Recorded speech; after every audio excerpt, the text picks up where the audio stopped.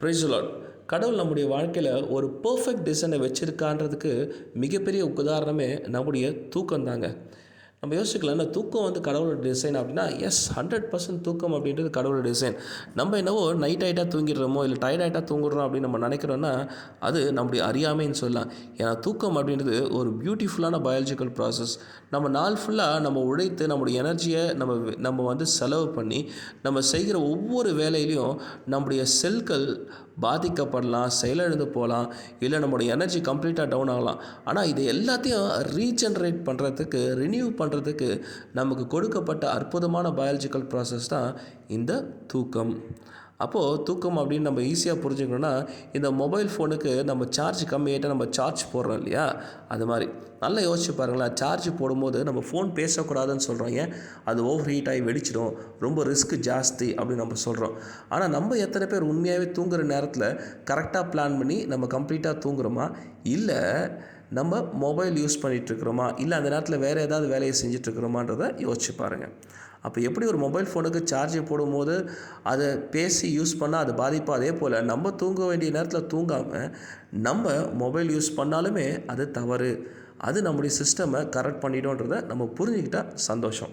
ஆனால் இதே தூக்கம் அளவுக்கு மிஞ்சி இருந்தால் அது என்ன ஆகும் அப்படின்னு யோசிச்சு பாருங்களேன். நம்ம ஒரு வேளை மொபைல் ஃபோனுக்கு சார்ஜ் 100% ஆனதுக்கப்புறமும் நம்ம கம்ப்ளீட்டாக சார்ஜிலேயே அப்படியே விட்டுட்டோம்னா என்ன ஆகும்? அந்த பேட்ரி ஓவர் ஹீட் ஆகிட்டு அது வெடிக்கிறதுக்கும் வாய்ப்பு இருக்குது. அதே போல் தான் நம்முடைய வாழ்க்கையிலும் தூக்கம் ரொம்ப ஒரு அத்தியாவசியமான ஒரு விஷயம். ஆனால் அதுவே ஓவரானால் அதுவே நமக்கு பாதிப்பாயிடும்ன்றது நம்ம புரிஞ்சுக்கிறது அவசியம்.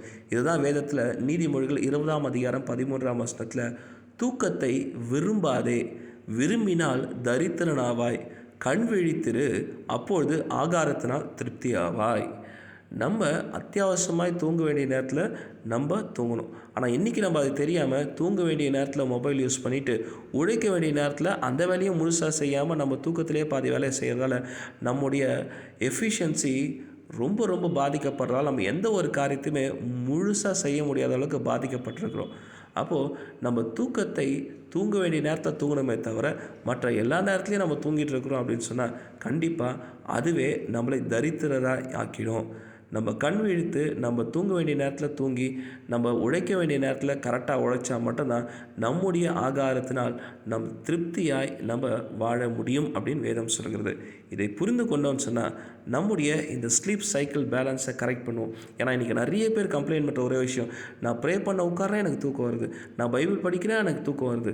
ஆனால் நல்லா யோசிச்சு பாருங்கள், நம்ம எல்லா வேலையும் செஞ்சு முடிச்சுட்டு எல்லா மொபைலில் 2 மணி நேரம் வீடியோ பார்த்துட்டு கடைசி நேரத்தில் பைபிளை திறந்து வச்சா தூக்கம் வருமா? இல்லை ஃபஸ்ட்டு பைபிளை படிச்சுட்டு அப்புறம் இருக்கிற ஃப்ரீ டைமில் நம்ம மொபைலில் பார்க்குறோம் அப்படின்னு சொன்னால் எது எப்போ எஃபிஷியண்ட்டாக இருக்கும்னு கண்டிப்பாக நமக்கே தெரியும். ஸோ தூக்கத்தை கரெக்ட் பண்ணுங்கள், தூக்கத்தை ரெகுலர் ஆக்குங்க. 100% கர்த்தரால் ஆசீர்வதிக்கப்பட்டவர்களாக இருக்கலாம். Thank you and God bless you.